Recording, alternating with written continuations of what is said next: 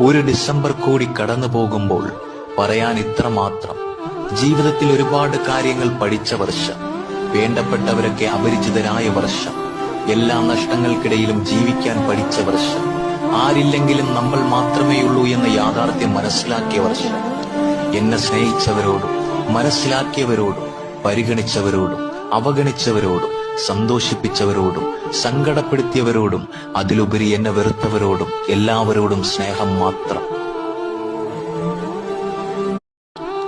ഒരു ഡിസംബർ കൂടി കടന്നു പോകുമ്പോൾ പറയാൻ ഇത്ര മാത്രം.